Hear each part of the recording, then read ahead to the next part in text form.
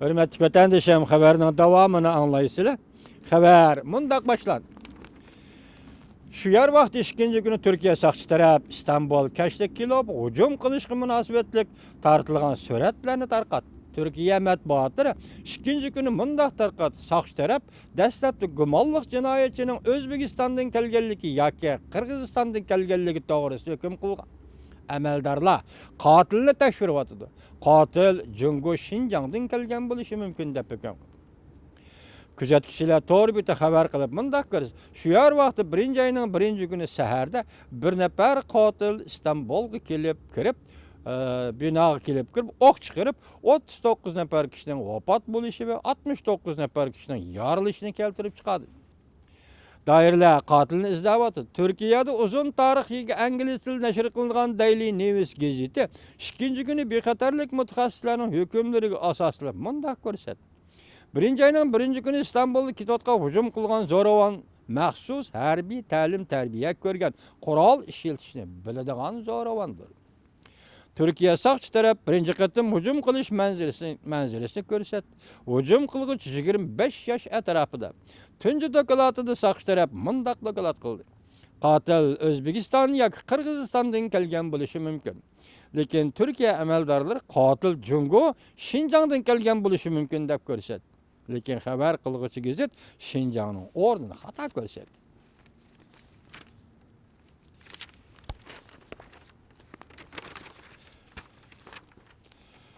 Türkiye'de yuz bergan zo'ravonlik hujum qilish delosi soqchi taraf bir qancha Jungolikni qo'lga oldi mavzuli xabar 1-oyning 5-kuni BBC'ning Xitoy til programmasi e'lon qildi.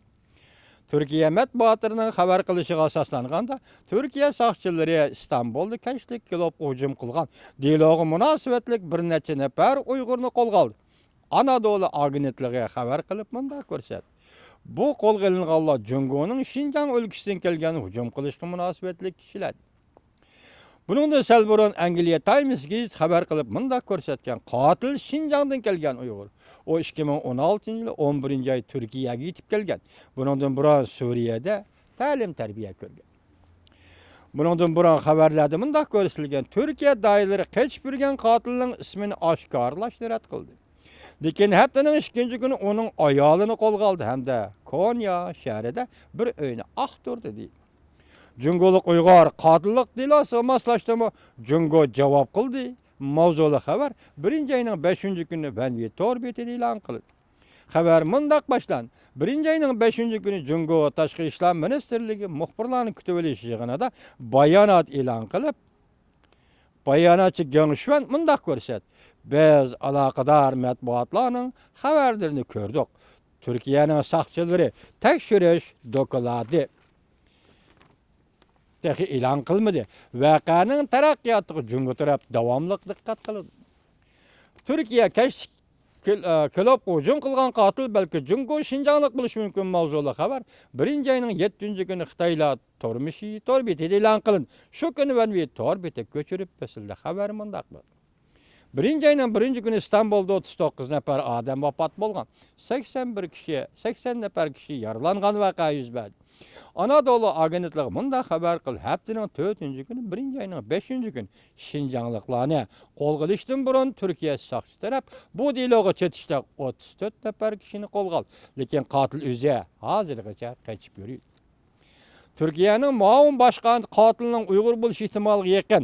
Turkiya soqchi taraf mush deloga munosabatli ko'plagan Uyg'urlarni qo'lga oldi dedi deb ko'rsatdi. Universal matbuotlar 1-oyning 6-kuni xabar qilib mundaq ko'rsatdi. Turkiyaning muavin vaziri Vays Qaynoq 5-kuni televiziya muxbirining ziyoratini qabul qilganda mundaq ko'rsatdi. İstanbul Sayna rayonida yuz bergan qotillik delosini sodir qilguvchining Uyg'ur bo'lishi ehtimoliga yaqin. Lekin uning davlat tavalligi to'g'risida vaqtincha hech nima demaymiz. U mundaq ko'rsatdi. Turkiya bexatarlik kuchlari qotilning kimligini muqimlashtirib qolmay, uning qayerda to'xtab o'tganligini bekitib bo'ldi. Türkiye Devletlik Agentlik Anadolu Agentligi 1-oyning 5-kuni xabar qilib, ya'ni mundaq ko'rsatdi. Turkiya matbuotining 7-kuni tarqatgan xabariga asoslanib mundaq ko'rsatdi. İstanbul saqchi taraf matbuotga oshkorlab, İstanbul kilo qotillik voqeasini sodir qilgan qotil Abdullah Masharipov ismli O'zbekistonlik kishi ekanligi ma'lum bo'ldi. Bundan burun Turkiyaning yuqori qatlam rahbarlari bu qotilning Jungo Şinjandan kelgan Uyg'ur ekanligini bildirgan. Hürmetli vatandaşım, yuqorida paket va xabarlarni qator tizib sizni ko'rsatdik. Afsus, men afsus.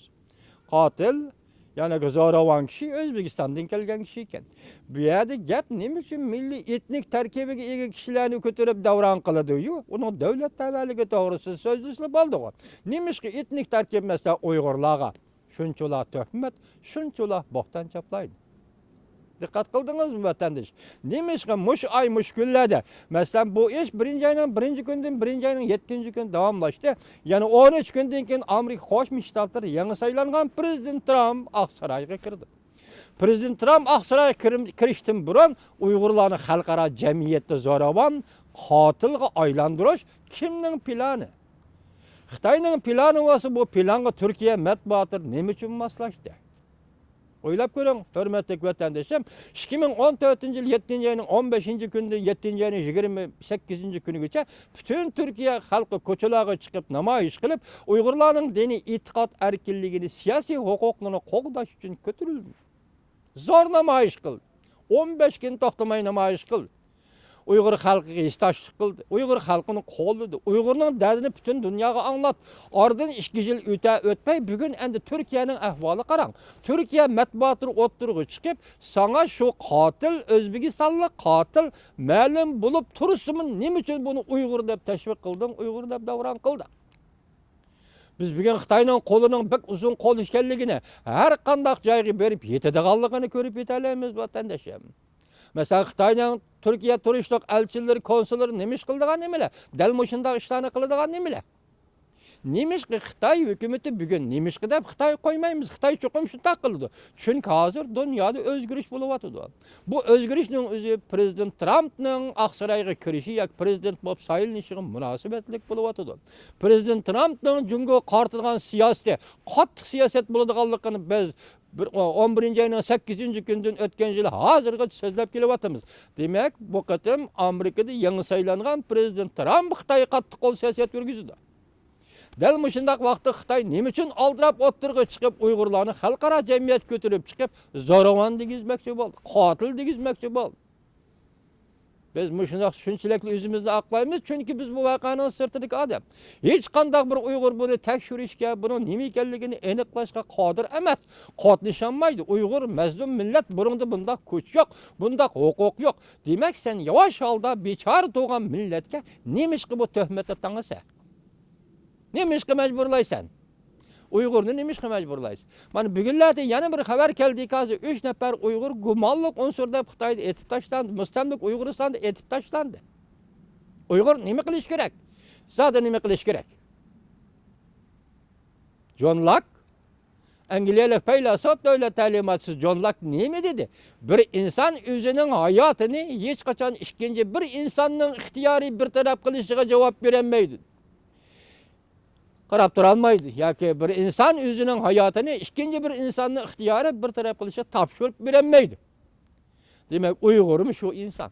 Uyg'urningmi shu hayoti, shu jinini ikkinchi bir insonga yo ikkinchi bir Xitoyga qanday bir taraf qilishga topshirib berolmaydi. Uyg'ur o'zini qo'g'dash kerak.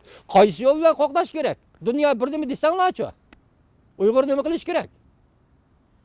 Hozir Xitoy uning kaynidan tashviqotni ulab kaynidan kelyapti. Hozir nima deydi? Afg'onistonda 3 o'rinda Uyg'urning harbiy bazasi var, partizanlar bazasi var deydi. Buning rost yolg'on ekanligini biz bilmaymiz.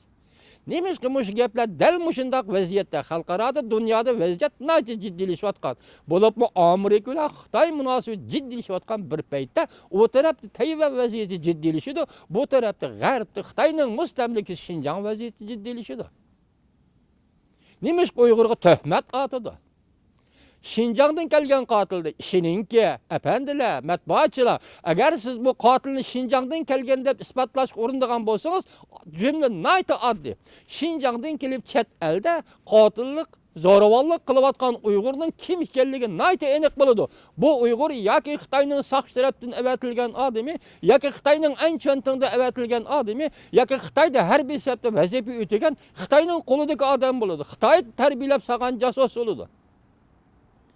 Muşu vaqani chiqarish uchun hozir Xitoyning qiziqayotgani Uyg'urni xalqaro jamiyatda bir vaqaga sodir qilishga dohil qilib, Uyg'urni xalqaro jamiyat terroristga aylantirish. Hurmatli prezident Trump efendi, Uyg'ur chet elda zo'ravonlik qilmaydi. Uyg'urning chet elda dushmani yo'q. Uyg'urning dushmani birdan bir dushmani Xitoydir.